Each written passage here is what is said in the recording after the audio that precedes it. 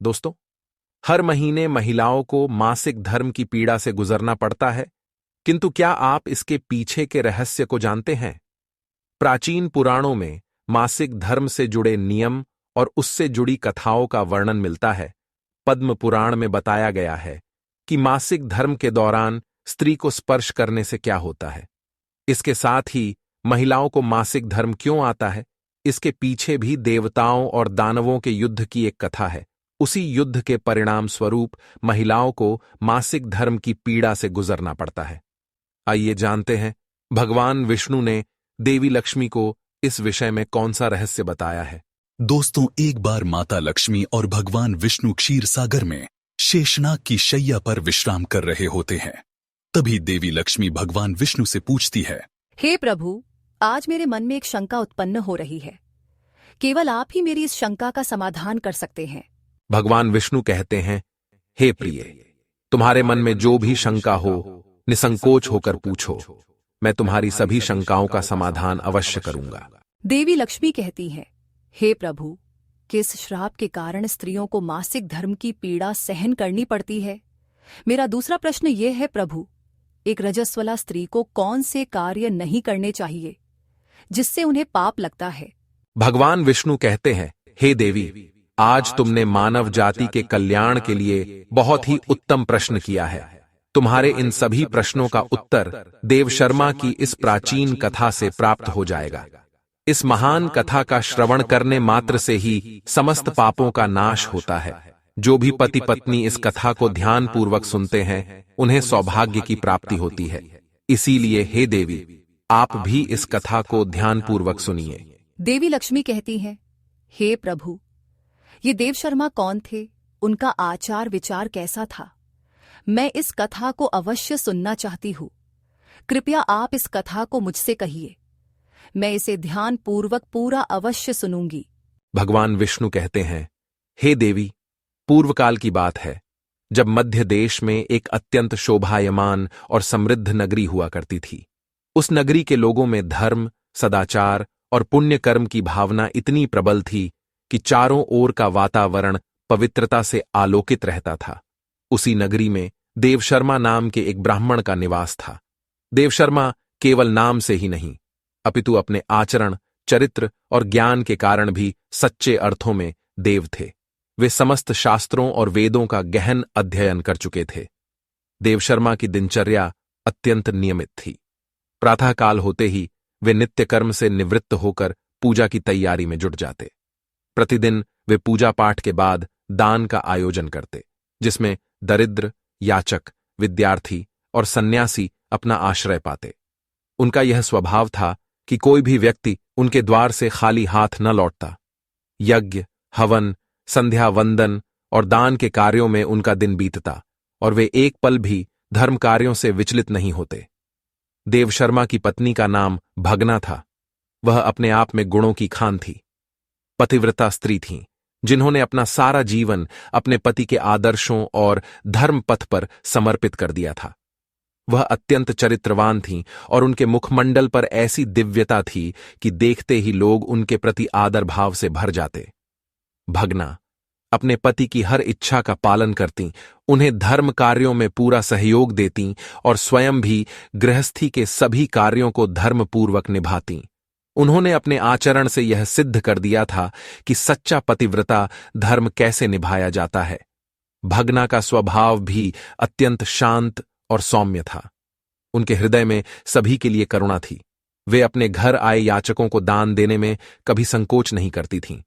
निर्धन, भूखे या दुखी लोग जब भी उनके द्वार पर आते, भगना अपनी ममता से भरे हुए हाथों से उन्हें भोजन करातीं, वस्त्र देतीं और आश्रय प्रदान करतीं। उनकी दयालुता और करुणा के चर्चे पूरे नगर में थे। इस प्रकार देवशर्मा और भगना की जोड़ी एक आदर्श दंपति की थी। देवशर्मा एक दिन अपने आंगन में बैठे हुए विचारमग्न थे। उनके मन में आया कि सभी प्रकार के धार्मिक कार्यों के बावजूद उन्होंने अब तक भगवान सत्यनारायण की पूजा नहीं की है, जो हर शुभ कार्य में समृद्धि और सुख शांति का प्रतीक मानी जाती है। उनके मन में श्रद्धा उमड़ पड़ी और उन्होंने निर्णय लिया कि वे अपने घर पर भव्य सत्यनारायण पूजा का आयोजन करेंगे। इस पूजा में वे न केवल ब्राह्मणों को बल्कि नगर के सभी निवासियों को आमंत्रित करेंगे ताकि सभी के जीवन में धर्म, सुख और शांति का संचार हो सके। देवशर्मा ने स्वयं जाकर नगर के प्रमुख ब्राह्मणों और अन्य लोगों को पूजा का निमंत्रण दिया। वे प्रत्येक घर में जाकर आदरपूर्वक सभी से विनम्रता से निवेदन करते कि वे उनके घर पधारें और भगवान सत्यनारायण की पूजा में शामिल होकर अपना आशीर्वाद प्रदान करें। ब्राह्मणों और नगरवासियों को उनका निमंत्रण स्वीकार करते हुए अत्यंत प्रसन्नता हो रही थी, क्योंकि सभी जानते थे कि देवशर्मा कितने धर्मपरायण और पवित्र आत्मा थे। आखिरकार वह पावन दिन आया जब देवशर्मा ने सत्यनारायण की पूजा का आयोजन किया। वे पूजा की विधियों में पूरी तरह तल्लीन हो गए। उन्होंने मंत्रोच्चारण के साथ भगवान का आवाहन किया, हवन में आहुति दी और पूरे विधिपूर्वक पूजा संपन्न की। पूजा में भगवान सत्यनारायण का सुंदर स्वरूप स्थापित किया गया था और पूरा घर देवी देवताओं की उपस्थिति से जैसे पवित्र हो गया था। भगना, देवशर्मा की पत्नी, भी अत्यंत श्रद्धा भाव से पूजा में सम्मिलित थीं और पूजा की सभी सामग्री का ध्यान रख रही थीं। पूजा संपन्न होने के बाद देवशर्मा ने नगर के सभी ब्राह्मणों को ससम्मान घर के अंदर बुलाया। उन्होंने उनके स्वागत के लिए सुंदर आसनों की व्यवस्था की और प्रत्येक ब्राह्मण को अपने हाथों से स्थान पर बैठाया। फिर स्वादिष्ट भोजन परोसा गया, जिसमें मिष्ठान्न, फल और विभिन्न प्रकार के स्वादिष्ट व्यंजन थे। ब्राह्मणों ने भोजन किया और उनके मुख पर संतोष और प्रसन्नता झलक रही थी। देवशर्मा ने उन्हें अपने हाथों से भोजन परोसा और मन से उनके प्रति आदर व्यक्त किया। भोजन समाप्त होने के बाद देवशर्मा ने सभी ब्राह्मणों को वस्त्र, आभूषण और अन्य उपहारों का दान दिया। उन्होंने भगवान का स्मरण करते हुए उनसे आशीर्वाद प्राप्त किया। ब्राह्मणों ने उन्हें अपनी शुभकामनाएं दीं और वहां से विदा हुए, देवशर्मा को आशीर्वाद देते हुए कि भगवान सदैव उनकी रक्षा करें और उनके कुल की कीर्ति बढ़ाएं। इसके बाद देवशर्मा ने अपने परिवार के अन्य सदस्यों, रिश्तेदारों और नगर के अन्य दीन दुखी लोगों को भी भोजन करवाया। सभी को भोजन कराने के बाद उन्होंने अपने हृदय में संतोष और तृप्ति का अनुभव किया। रात्रि के समय जब पूजा और भोज की सारी व्यवस्था पूर्ण हो गई, देवशर्मा अपने घर के द्वार पर खड़े होकर निश्चिंत भाव से सोच रहे, तभी उन्होंने देखा कि उनके घर के सामने एक विचित्र दृश्य था। एक कुतिया और एक बैल आपस में बात कर रहे थे। देवशर्मा को यह अत्यंत अद्भुत और अजीब लगा, क्योंकि आमतौर पर पशु इस प्रकार से संवाद नहीं करते। वह ध्यानपूर्वक उनकी बातें सुनने लगे। कुतिया, जो एक दुख भरे स्वर में बोल रही थी, कह रही थी, हमने पिछले जन्म में अपने पुत्र देवशर्मा का पालन पोषण और शिक्षा दीक्षा तो की, लेकिन लोभ और मोह के कारण हम कुछ पापों के भागी बन गए और यही कारण है कि हमें इस जन्म में कुतिया और बैल के रूप में जन्म लेना पड़ा है। बैल ने गहरी आवाज में उत्तर दिया, हाँ, हमारे पापों का यह प्रतिफल है कि हमें ऐसे शरीर में जन्म लेना पड़ा है, लेकिन हमारा पुत्र देवशर्मा इतना धर्मात्मा है, इतना पुण्यशील है कि उसकी पूजा और धर्म कार्यों के फलस्वरूप हमें भी मुक्ति की आशा जागती है। यह सुनते ही देवशर्मा स्तब्ध रह गए। उनके सामने साक्षात उनके माता पिता थे, जो पिछले जन्म के पापों के कारण इस जन्म में पशु योनि में जन्मे थे। उनका हृदय करुणा और प्रेम से भर गया। वे सोचने लगे, मेरे माता पिता जिन्होंने मुझे इस संसार में लाया, उनकी मुक्ति के लिए मैं क्या कर सकता हूं। इस चिंता में वे रात भर सो नहीं पाए। उनका मन व्याकुल था और वे भगवान का स्मरण करते हुए उपाय सोचते रहे। अंततः उन्होंने निश्चय किया कि इस समस्या का समाधान केवल मुनि वशिष्ठ जी ही बता सकते हैं। मुनि वशिष्ठ को धर्म और कर्म का ऐसा गहन ज्ञान था कि वे अवश्य ही उनके माता पिता की मुक्ति का मार्ग सुझा सकेंगे। जैसे ही सुबह हुई, देवशर्मा स्नान आदि से निवृत्त होकर मुनि वशिष्ठ जी के आश्रम की ओर चल पड़े। आश्रम पर आते ही मुनि वशिष्ठ जी ने देवशर्मा का स्वागत किया। वशिष्ठ जी कहने लगे, हे ब्राह्मण श्रेष्ठ, आज किस कारण से आपका हमारे आश्रम में आगमन हुआ है? आप दुखी दिखाई पड़ते हो। आपके दुख का क्या कारण है? बताओ। देव शर्मा कहता है, हे मुनिवर, आपको प्रणाम है। आपके दर्शन से आज मेरा जन्म सफल हुआ है। हे मुनीश्वर, आज मैं आपके पास एक शंका लेकर आया हूं। कृपया आप ही मुझे इस दुख से बाहर निकाल सकते हैं। मैं अत्यंत दुखी और दुर्बल हो गया हूं। वशिष्ठ जी कहते हैं, हे ब्राह्मण, दुख न करो। तुम्हारी जो भी शंका हो निसंकोच होकर पूछो। मैं अवश्य तुम्हारी शंका का समाधान करूंगा। फिर देवशर्मा कहता है, हे मुनिवर, कल मैंने अपने घर पर भगवान विष्णु का पूजन किया तथा अनेक ब्राह्मणों को और भूखे लोगों को भोजन कराया। विधि पूर्वक भगवान का पूजन किया। फिर मेरे द्वार पर एक कुतिया और एक बैल आ गया। दोनों मेरे घर के सामने खड़े होकर बात कर रहे थे। कुतिया ने गहरी पीड़ा और दुख भरे स्वर में उस बैल से कहना शुरू किया, हे स्वामी, आज जो घटना घटी वह अत्यंत विचलित करने वाली थी। हमारे पुत्र के घर में ब्राह्मणों के भोजन के लिए शुद्ध दूध का बर्तन रखा हुआ था। उस दूध को विशेष रूप से पूजा के बाद ब्राह्मणों को परोसने के लिए रखा गया था। पूरा घर पूजा के कार्यों में व्यस्त था और कोई इस ओर ध्यान नहीं दे रहा था कि इस पवित्र दूध के बर्तन के पास अचानक एक विषैला सांप आकर अपना फन फैलाकर बैठ गया।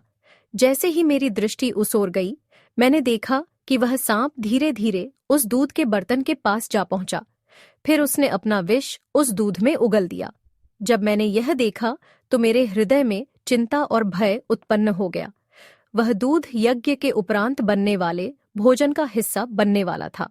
कल्पना कीजिए, यदि उस विषैले दूध से भोजन बनता और ब्राह्मणों तथा अन्य अतिथियों ने उस भोजन का सेवन कर लिया होता तो कितनी भयानक त्रासदी हो जाती। मेरे मन में यह विचार आया कि मेरे अपने पुत्र के घर में होने वाले इस पवित्र कार्य में इस प्रकार का संकट आ गया है और यदि मैं इसे नहीं रोकती तो इसका परिणाम न जाने कितना भयंकर होता। कुतिया ने दर्द भरे शब्दों में आगे कहा, मैंने तत्काल एक साहसिक निर्णय लिया और बिना किसी और बात की परवाह किए उस विषैले दूध के बर्तन में से सारा दूध पी लिया। मुझे यह भली भांति ज्ञात था कि इस विषैले दूध को पीने से मेरी मृत्यु भी हो सकती है, परंतु मैंने सोचा कि यदि मेरे प्राणों की आहुति देकर इतने सारे निर्दोष लोगों का जीवन बच सकता है तो यह मेरा कर्तव्य है। यह सोचकर मैंने वह विष भरा दूध पी लिया। मुझे लगा कि मैंने एक धर्म का कार्य किया है, लेकिन मेरी यह बलिदान भावना मेरी बहू की दृष्टि में नहीं आई। जैसे ही मेरी बहू ने मुझे दूध का बर्तन खाली करते हुए देखा, वह मुझ पर अत्यंत क्रोधित हो गई। उसने बिना कारण पूछे मुझ पर बुरी तरह से प्रहार करना शुरू कर दिया। उसने मुझे इतनी बेरहमी से पीटा कि मेरा शरीर आहत हो गया। मेरी हड्डियां पर जैसे टूट सी गई और मैं भयंकर पीड़ा में डूब गई। उसके प्रहारों से मेरा शरीर इतना घायल हो गया है कि मैं अब मुश्किल से चल पा रही हूँ। मेरे पैरों में इतना दर्द है कि कदम कदम पर ऐसा लगता है कि मैं गिर जाऊंगी। मैं लंगड़ाते हुए चलती हूँ और हर कदम पर वह पीड़ा मेरे पूरे शरीर में फैल जाती है। यह दुख सहते हुए भी मैंने अपने पुत्र और उसके घर के सम्मान के लिए सब कुछ सहन किया, परंतु आज मेरी यह स्थिति देखकर मेरे मन में संतोष नहीं है। मैंने अपने परिवार को एक संकट से बचाने का प्रयास किया, लेकिन इसके बदले में मुझे यह असहनीय कष्ट मिला है। देवशर्मा कहता है, हे मुनिवर, उस कुतिया की करुण कथा सुनकर बैल के हृदय में एक गहरी वेदना उमड़ पड़ी। उसने भारी स्वर में गहरी उदासी के साथ अपनी कथा कहनी शुरू की। हे प्रिय, तुम्हारी पीड़ा ने मेरे हृदय को कंपा दिया है। तुम्हारे साथ जो हुआ वह अन्यायपूर्ण था और तुम्हारे त्याग का यह प्रतिफल देखकर मुझे भी दुख हो रहा है। परंतु अब मैं तुम्हें अपने दुख का कारण सुनाता हूं, जो शायद तुम्हारे दुख से अलग नहीं है। मैं भी एक समय इस ब्राह्मण देवशर्मा का पिता था। इस संसार में मैंने उसे जन्म दिया, उसका पालन पोषण किया, उसे अच्छे संस्कार दिए और जीवन के हर सुख दुख में उसके साथ खड़ा रहा। लेकिन आज जब मुझे उसकी थोड़ी सी भी सहानुभूति की आवश्यकता थी, उसने मुझे एक पल के लिए भी ध्यान नहीं दिया। इस ब्राह्मण ने आज बड़े श्रद्धा भाव से सत्यनारायण का पूजन किया, सभी ब्राह्मणों को भोजन कराया, नगर के निर्धनों और भूखों को तृप्त किया उसने हर अतिथि का सम्मान किया और सबकी सेवा में मनोयोग से लगा रहा। हर कोई उसकी उदारता और दयालुता की सराहना कर रहा था। घर में हर किसी के लिए भोजन और जल का प्रबंध किया गया, परंतु उसने मुझे एक मुट्ठी घास तक नहीं डाली, मुझे जल तक नहीं दिया। मैं वहां खड़ा उसे देखता रहा, सोचता रहा कि शायद वह मेरी ओर देखेगा, मेरे लिए भी कुछ करेगा, परंतु उसने एक बार भी मेरी ओर मुड़कर नहीं देखा। मैं जानता हूं कि इस जन्म में मैं एक पशु के रूप में हूं और शायद उसके लिए मैं अब केवल एक बैल हूं, परंतु मेरा हृदय तो वही है जो पिता का था। मैंने सोचा था कि भले ही मैं पशु योनि में हूं, परंतु वह अपने कर्मों से मुझे आदर देगा, मेरी देखभाल करेगा। परंतु मुझे यह देखकर गहरा आघात पहुंचा कि उसकी सारी दया और करुणा दूसरों के लिए थी, पर मुझ पर उसने ध्यान नहीं दिया। यह सोचकर ही मेरे हृदय में असहनीय पीड़ा उत्पन्न हो जाती है कि मेरा अपना पुत्र, जिसे मैंने अपना सब कुछ देकर बड़ा किया, आज मुझे भूखा प्यासा छोड़कर अपने धर्म कार्यों में व्यस्त है। उसके लिए मैं एक निरर्थक पशु बन गया हूं, जिसकी कोई भी आवश्यकता नहीं है। मैं खड़ा उसकी उपेक्षा सहता रहा, उसका मुंह ताकता रहा, परंतु उसने मेरी ओर तनिक भी ध्यान नहीं दिया। सभी दान और पुण्य कर्म मेरे लिए जैसे शूल बन गए, क्योंकि उसमें मेरे प्रति कोई सहानुभूति नहीं थी। इसी उपेक्षा और तिरस्कार से मेरा हृदय दुखी हो गया है। मेरे लिए अब यह जीवन बस दुख का ही प्रतीक है। फिर देवशर्मा ऋषि से कहने लगा, हे गुरुदेव, इस प्रकार से अपने माता पिता को कुतिया और बैल के रूप में ऐसा बोलते हुए देखकर मुझे बड़ा दुख हो रहा है। मुझे रात भर नींद नहीं आ रही है, हर क्षण मुझे चिंता सता रही है। मैंने कभी कोई पाप नहीं किया है, हमेशा धर्म के कार्य किए हैं, फिर भी मेरे माता पिता को ऐसे कष्ट झेलने पड़ रहे हैं। इसी कारण से आज मैं आपके पास आया हूं।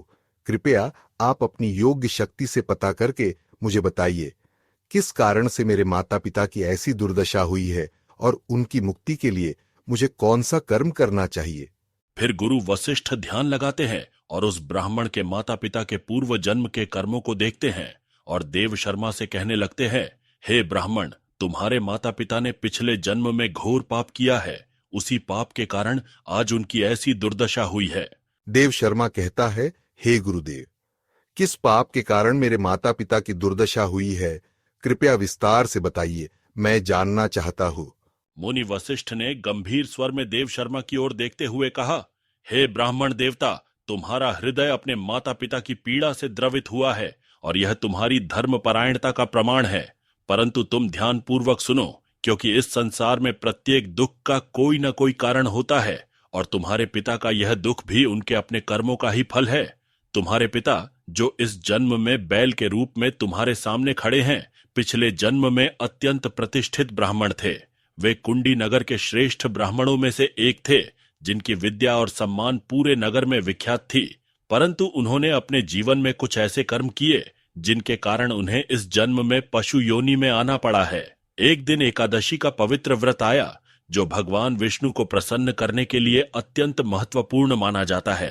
परंतु तुम्हारे पिता ने इस व्रत को विधि पूर्वक न मानते हुए दिन के अंत में भोजन कर लिया था। एकादशी के व्रत का पालन तो किया था, परंतु व्रत की समाप्ति पर भगवान के नाम का भोग अर्पित किए बिना ही भोजन कर लिया और इस दिन कोई दान पुण्य भी नहीं किया। यह जानते हुए भी कि इस दिन दान धर्म का विशेष महत्व है, उन्होंने अपने पास आए जरूरतमंदों और द्वार पर आई गायों को भी अन्न तक नहीं दिया।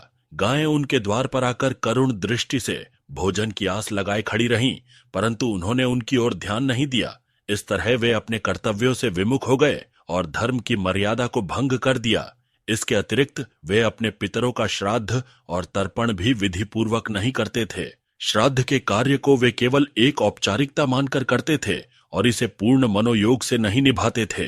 पितरों का आशीर्वाद ही हमारी संतानों और कुल की रक्षा का आधार होता है, परंतु तुम्हारे पिता ने अपने पितरों के प्रति उचित सम्मान और आदर नहीं दिखाया। सबसे महत्वपूर्ण बात, हे देव शर्मा, तुम्हारे पिता ने एक ऐसा पाप किया जो ब्राह्मण धर्म के विरुद्ध था। एक समय मासिक धर्म के दौरान ही उन्होंने तुम्हारी माता के साथ संबंध स्थापित किया, जो कि धर्म और शास्त्रों की दृष्टि में अनुचित माना गया है। इस एक पाप के कारण उनका ब्राह्मण रूप कलुषित हो गया। इस संसार में शारीरिक संबंध भी शास्त्रों द्वारा निर्धारित समय और मर्यादा के अनुसार ही किए जाने चाहिए, अन्यथा वे अधर्म के श्रेणी में आ जाते हैं। तुम्हारे पिता ने इस नियम का उल्लंघन कर अपने कर्मों में दोष उत्पन्न किया और यही उनके पापों का प्रमुख कारण बना। हे ब्राह्मण श्रेष्ठ, तुम्हारे पिता के इन दोषपूर्ण कर्मों ने उनके पुण्यों पर आवरण डाल दिया और इस प्रकार उन्हें इस जन्म में पशु योनि का कष्ट सहना पड़ रहा है। वे बैल के रूप में तुम्हारे समक्ष खड़े हैं, परंतु उनकी आत्मा अपने पूर्व जन्म के इन पापों की पीड़ा सहते हुए मुक्ति की प्रतीक्षा कर रही है। मुनि वशिष्ठ ने देव शर्मा की ओर गंभीरता से देखते हुए कहा, हे ब्राह्मण, तुमने अपने पिता के पापों का कारण सुना, अब ध्यान पूर्वक अपनी माता के बारे में भी सुनो। धर्म में स्त्री के लिए मासिक धर्म के समय कुछ विशेष नियम और मर्यादाएं स्थापित की गई हैं, जिनका पालन करना आवश्यक होता है, परंतु तुम्हारी माता ने इन मर्यादाओं का उल्लंघन किया, जिसके कारण उन्हें भी महापाप का भागी होना पड़ा। तुम्हारी माता जब रजस्वला अवस्था में थी तब भी उन्होंने भोजन बनाया। इस अवस्था में शास्त्रों के अनुसार भोजन बनाना वर्जित माना गया है, क्योंकि उस समय स्त्री को विश्राम करना चाहिए और किसी भी पवित्र कार्य से दूर रहना चाहिए। परंतु तुम्हारी माता ने इस नियम का उल्लंघन किया और रजस्वला होते हुए भी रसोई का कार्य किया, जिससे उनकी पवित्रता भंग हुई और भोजन में अशुद्धता आ गई। यह पहला कारण है जिसके कारण उन्हें पाप का दोष लगा। इसके अलावा इस अवस्था में भी उन्होंने भगवान की पूजा की। उन्होंने रजस्वला अवस्था में ही तुलसी को जल चढ़ाया, जो कि धर्म और शास्त्रों की दृष्टि में अनुचित माना जाता है। तुलसी के पौधे को छूना भी इस अवस्था में निषिद्ध है, क्योंकि तुलसी स्वयं एक पवित्रता का प्रतीक है और उसे स्पर्श करने के लिए भी शुद्धता आवश्यक है। परंतु तुम्हारी माता ने न केवल तुलसी का स्पर्श किया, बल्कि उसे जल भी चढ़ाया, जिससे तुलसी का अपमान हुआ और धर्म की मर्यादा का उल्लंघन हुआ। यही नहीं, रजस्वला होते हुए भी उन्होंने भगवान को भोग अर्पित किया। भगवान के प्रसाद और भोग में शुद्धता का विशेष ध्यान रखा जाता है, परंतु तुम्हारी माता ने अपनी शारीरिक स्थिति की परवाह किए बिना भगवान के लिए अर्पित किए जाने वाले भोजन को स्पर्श किया। यह शास्त्रों के अनुसार एक बड़ा पाप माना गया है, क्योंकि भगवान को अर्पित होने वाले भोग में शुद्धता और पवित्रता अनिवार्य होती है। इस दोषपूर्ण कर्म से भगवान का अनादर हुआ और इसका पाप भी उनकी आत्मा पर लगा। मासिक धर्म के दौरान स्त्री 3 दिनों के लिए अपवित्र हो जाती है। मासिक धर्म के दौरान स्त्री को पूजा पाठ नहीं करना चाहिए। स्त्री को इन 3 दिनों में अपने बाल भी नहीं धोने चाहिए, इससे पति की आयु कम होती है। मासिक धर्म के दौरान पेड़ पौधों को स्पर्श न करे। रजस्वला स्त्री के साथ संबंध भी नहीं बनाना चाहिए। जो पुरुष रजस्वला के साथ संबंध बनाता है उसे ब्रह्म हत्या का पाप लगता है।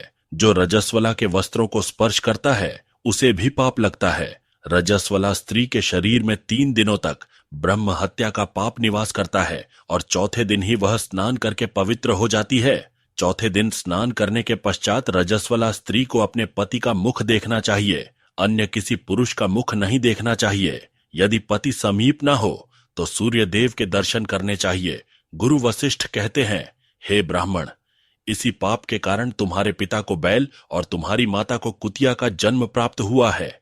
देव शर्मा कहता है, हे मुनीश्वर, अब आप मुझे मेरे माता पिता की मुक्ति के लिए उपाय बताइए।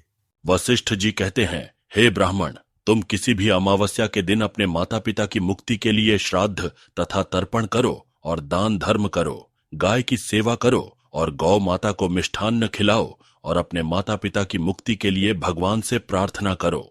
फिर देव शर्मा ब्राह्मण वही करता है और फिर उसके माता पिता को समस्त पापों से मुक्ति मिलती है। भगवान विष्णु माता लक्ष्मी से कहते हैं, हे देवी, मैंने तुम्हें रजस्वला स्त्री को कौन से कार्य नहीं करने चाहिए इस विषय में बता दिया है। अब मैं तुम्हें बताता हूं किस कारण से स्त्री को मासिक धर्म से गुजरना पड़ता है।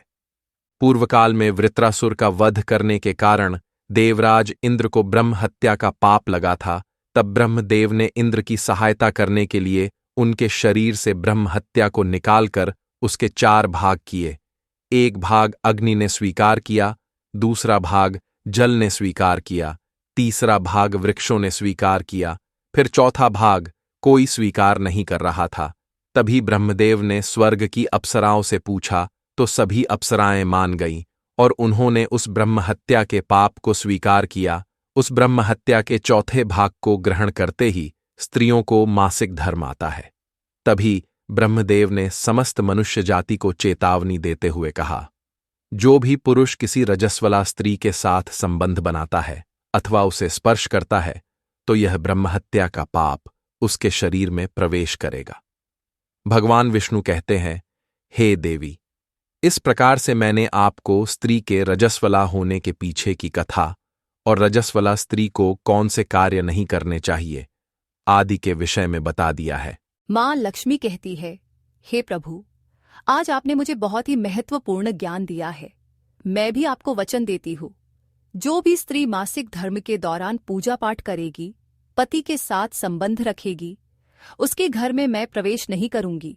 तो दोस्तों, इस प्रकार से मासिक धर्म के दौरान स्त्रियों को ये कार्य नहीं करने चाहिए।